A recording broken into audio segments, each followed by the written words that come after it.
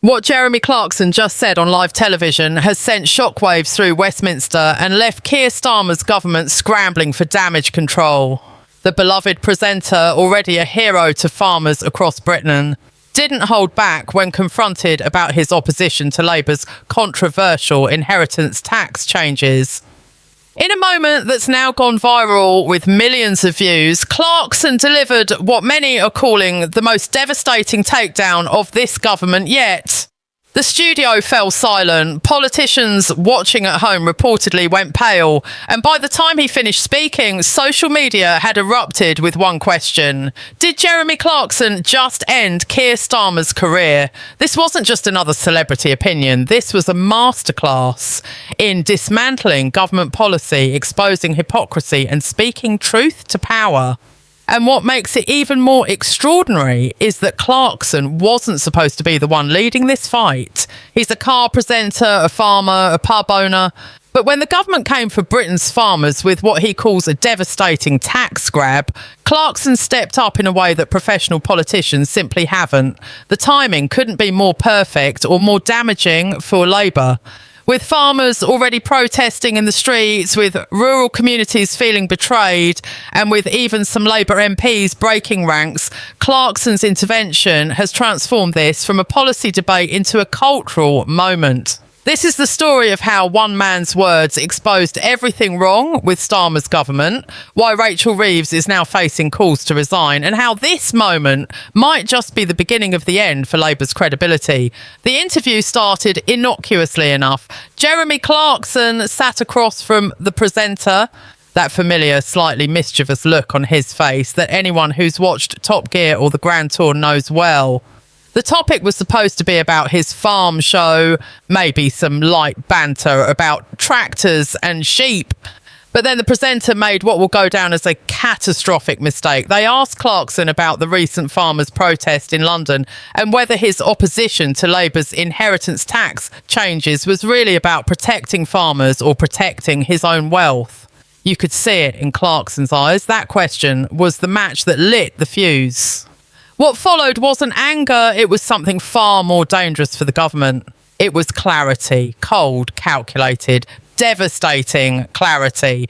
Clarkson leaned forward and began systematically dismantling not just the policy, but the entire philosophical foundation of what Starmer and Reeves are trying to do to rural Britain.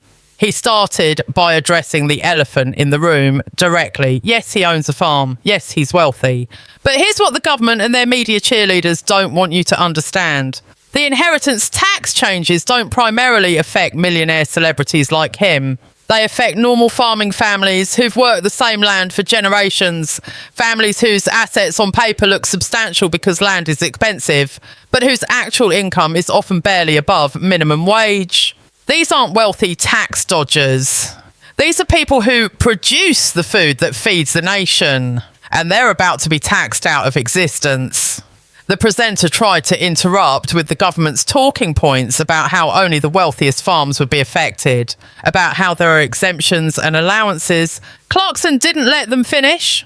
With the kind of precision that would make a barrister jealous, he laid out exactly why every single government claim about this policy is either misleading or an outright lie. The government says only estates worth over £1 million will be affected, making it sound like this only hits the super rich. But here's what they're not telling you. £1 million in agricultural land is not wealth. In many parts of Britain, that's barely 200 acres. That's not a massive estate. That's a small to medium family farm. The kind of farm where mum and dad work 16-hour days, where the kids help with lambing at 3 a.m. before school, where one bad harvest or one disease outbreak can mean financial ruin. These families have never considered themselves wealthy, and now suddenly the government is treating them like oligarchs who need to be soaked for every penny. Clarkson's voice grew harder as he continued. Rachel Reeves stood at the dispatch box and claimed this was about fairness, about making sure the wealthy pay their share. But let's talk about fairness. Is it fair that a family who's farmed the same land since before the Industrial Revolution now has to sell that land to pay a tax bill when the parents die? Is it fair that the government is essentially forcing the breakup of working farms, the very farms that produce the food we all depend on? Is it fair that while farmers are being hit with this devastating tax, big corporations and foreign investors can still find loopholes to avoid paying their share? The presenter was visibly uncomfortable now, shuffling papers, trying to regain control of the interview. But Clarkson was just getting started. He pivoted to something that made everyone watching sit up and take notice. He brought up Keir Starmer himself, and what he said next is the part that's being shared millions of times across social media. Clarkson looked directly into the camera and said something like this: Keir Starmer stood in front of farmers during the election campaign and promised he understood their concerns. He promised Labour would support British farming. He literally said the words, "Food security is national security." And now, barely months after winning power, his government is implementing a policy that will destroy family farms across Britain. That's not a policy disagreement. That's not a difference of opinion. That's a betrayal. That's a lie told to win votes. And now rural Britain is paying the price for trusting Labour's promises. The studio went quiet. You could hear the crew members behind the cameras shifting uncomfortably. This wasn't the usual political back and forth. This was personal. This was real. And Clarkson wasn't done. He turned his attention to Rachel Reeves, the Chancellor, who's been the driving force behind these changes. Clarkson's assessment was brutal and methodical. He pointed out that Reeves has spent her entire career in politics, economics and finance. She worked at the Bank of England. She presents herself as a serious, numbers-focused economist who understands how the real economy works. But here's the problem. Nothing in her background suggests she has any understanding whatsoever of how farming actually works, how rural economies function, or what the real-world impact of her policies will be. She sees numbers on a spreadsheet and thinks she's found inefficiency to be taxed. She doesn't see the families who'll lose everything. She doesn't see the communities that will collapse. She doesn't see the food security implications of forcing productive farmland to be sold to developers or foreign investment funds. And most damningly, she doesn't care. This is ideology dressed up as economics, and it's going to devastate rural Britain. The presenter made one last attempt to defend the government, bringing up the argument that farmers could use various reliefs and exemptions to reduce their tax burden. Clarkson's response was withering. He explained that the government's proposed reliefs require farmers to jump through bureaucratic hoops that would challenge a team of accountants, let alone families who are already working every hour just to keep their farms viable. More importantly, even with reliefs, the tax burden is still substantial enough to force land sales in many cases. And here's the really clever bit of cruelty in this policy. When farmers are forced to sell land to pay inheritance tax, who buys it? Not other farmers. They can't afford it. No, it gets bought by wealthy investors, developers, and corporations. The very people the government claims to be targeting with this policy are the ones who will benefit from it. Family farms get broken up, rural communities lose their agricultural heritage, and the wealthy get wealthier. That's not tax justice. That's state-sponsored destruction of a way of life. What made Clarkson's performance so devastating wasn't just the content, it was the delivery. There was no shouting, no theatrical anger, no cheap shots. Just fact after fact, delivered with the kind of clarity that cuts through political spin like a hot knife through butter. And perhaps most importantly, he spoke the way normal people speak, not in Westminster jargon or economic theory, but in plain English about real consequences for real people. This is the moment Labour has been dreading. Not opposition from other politicians, they can handle that. Not criticism from newspapers, they expected that. But opposition from someone who millions of ordinary Brits trust. Someone who can communicate complex policy failures in a way that resonates emotionally. Someone who has the platform and the courage to say what needs to be said. Jeremy Clarkson just became the voices of rural Britain's resistance, and Keir Starmer's government has no answer for him. As the interview ended and cut to commercial, social media was already exploding. Within an hour, clips of Clarkson's takedown were everywhere. Within 3 hours, Major news outlets were covering it as their lead story. Within 6 hours, Labour MPs were being asked to respond, and their fumbling defensive answers only made things worse. Clarkson had done something remarkable. He'd taken a complex policy issue and made it simple. He'd exposed the human cost behind the government's numbers. And he'd articulated the anger and betrayal that millions of people in rural Britain have been feeling since Labour announced these changes. The aftermath of Clarkson's appearance has been nothing short of extraordinary, and it's revealing just how rattled the Labour government really is. Within hours of the interview airing, government ministers were being wheeled out to respond, and their reactions have been a masterclass in how not to handle a political crisis. First came the junior ministers, sent out to defend the policy on morning television and radio shows. Their talking points were painfully transparent. They tried to paint Clarkson as just another wealthy celebrity trying to avoid tax, a line of attack that might have worked if anyone actually believed it. But here's the problem with that strategy. Clarkson had already preempted it during his interview. He'd acknowledged his wealth, acknowledged his privilege, and then systematically explained why this issue is much bigger than him. When the government's entire response is an ad hominem attack that the target has already neutralised, you know they're in trouble.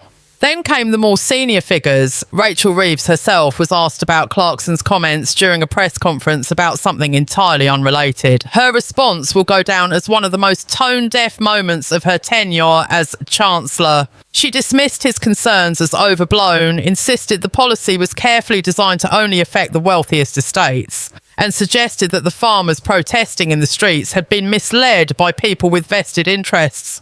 Let's pause and consider what she just did. The Chancellor of the Exchequer, when confronted with legitimate concerns from farmers and their supporters, chose to essentially call them stupid. She implied they're too dim to understand their own interests and have been manipulated by rich people like Clarkson. This is the kind of metropolitan elitism that rural Britain has been complaining about for years, and Reeves just proved their point better than any critic could have.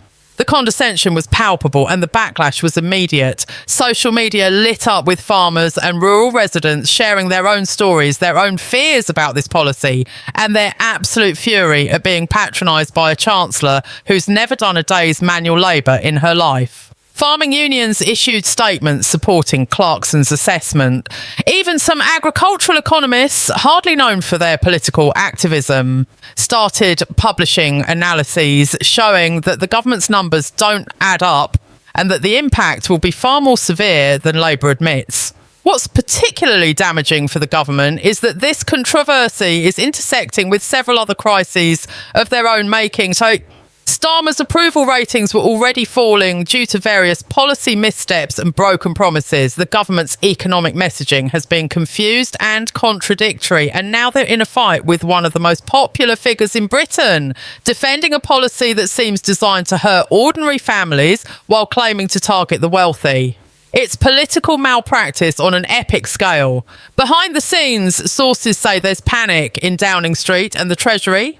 Focus groups are showing that Clarkson's arguments are resonating far beyond rural constituencies. Urban voters who've never given much thought to farming are starting to question whether this government understands the real economy or cares about working families outside of cities. The narrative is shifting from Labour is making the rich pay their fair share to Labour is destroying family farms and betraying rural Britain. That's a catastrophic development for a government that won power partly by promising to govern for the whole country, not just metropolitan areas. Some Labour MPs, particularly those representing rural or semi-rural constituencies, are starting to break ranks. Quiet conversations are happening about whether this policy can be modified or even withdrawn before it causes permanent damage to the party's relationship with rural voters. These MPs know what Starmer and Reeves seem determined to ignore. This isn't just about one policy.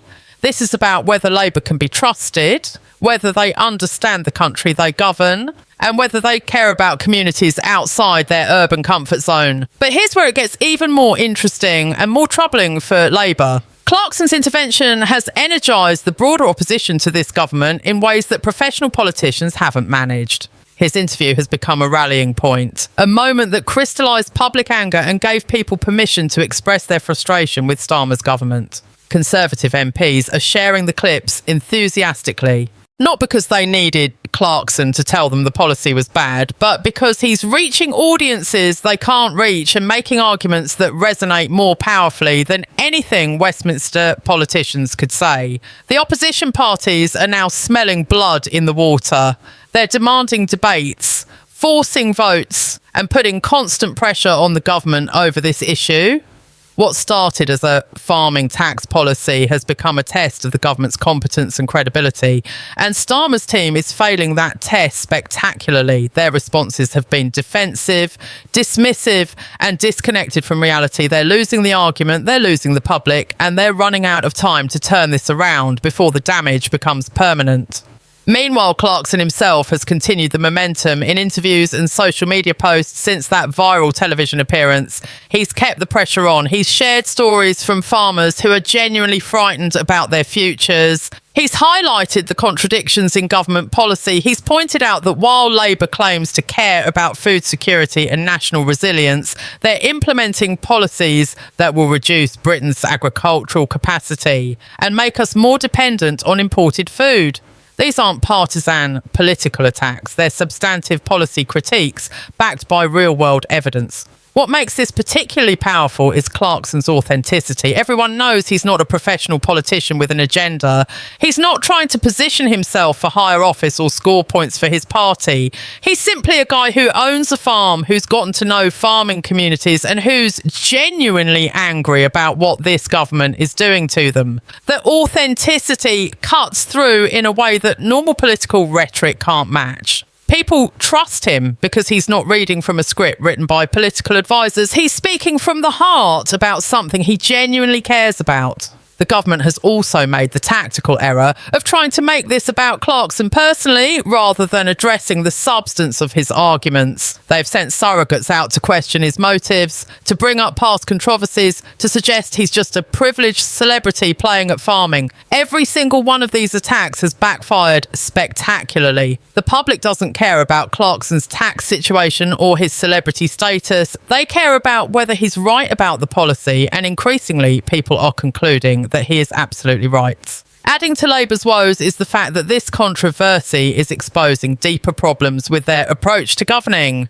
The inheritance tax policy wasn't developed in consultation with farming communities. It wasn't properly impact assessed. It wasn't explained clearly to the public before it was announced. It's a classic case of policy made in Westminster bubbles by people who don't understand the sectors they're regulating.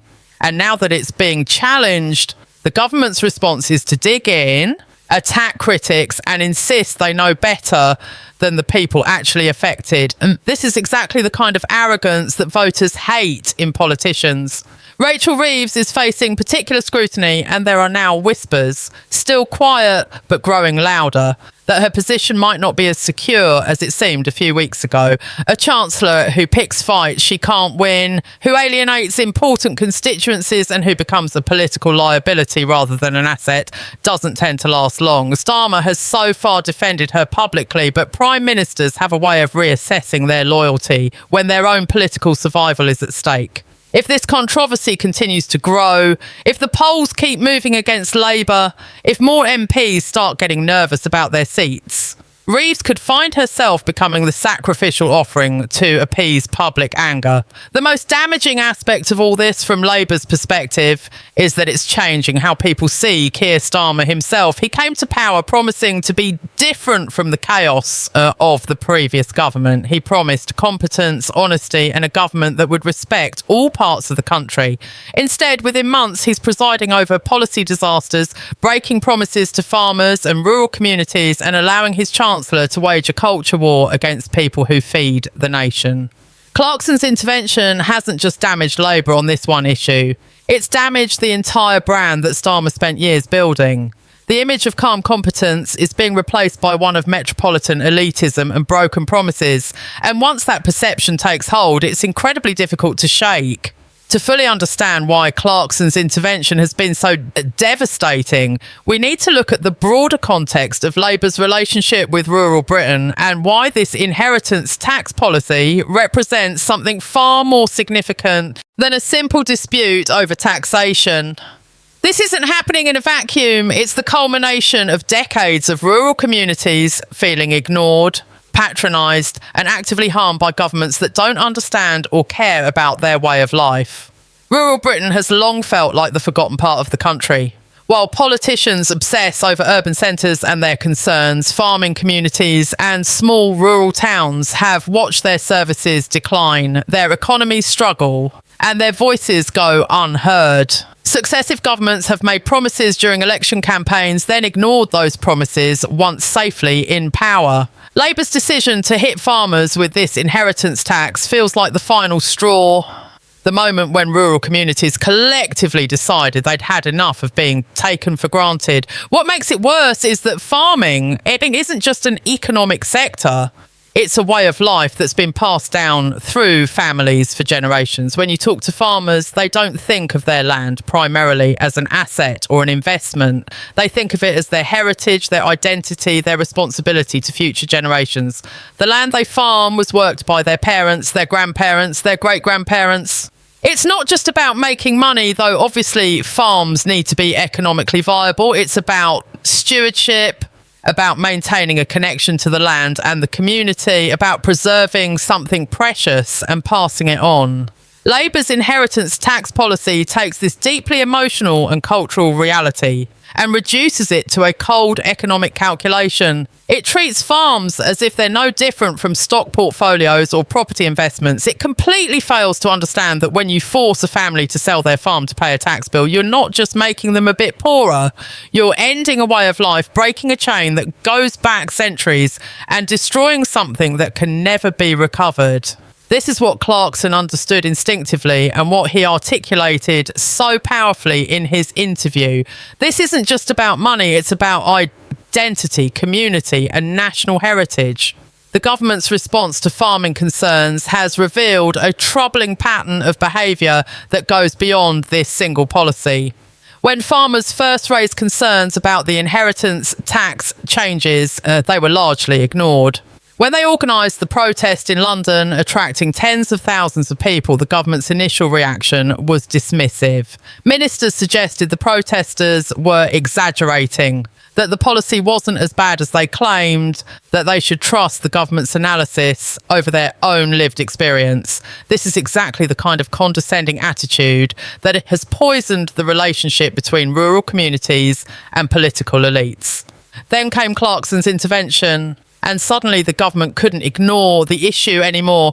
But instead of taking the opportunity to listen, to engage seriously with the concerns being raised, to consider whether their policy might need rethinking, Labour doubled down. They attacked Clarkson personally. They dismissed farmers as being misled or self-interested, and they insisted their policy was right despite all the evidence to the contrary. This stubborn refusal to listen or adapt is becoming a defining characteristic of Starmer's government, and it's one that could prove fatal to their political prospects. What's particularly striking is how this controversy has exposed the class and cultural divides in modern British politics. The people defending the policy most vigorously tend to be urban professionals who have never been to a farm, except maybe for a weekend break at a fancy rural hotel. They see farming through an abstract lens of economic efficiency and tax optimisation. The people opposing it are the farmers themselves, rural communities, and people like Clarkson, who've actually spent time understanding how farming works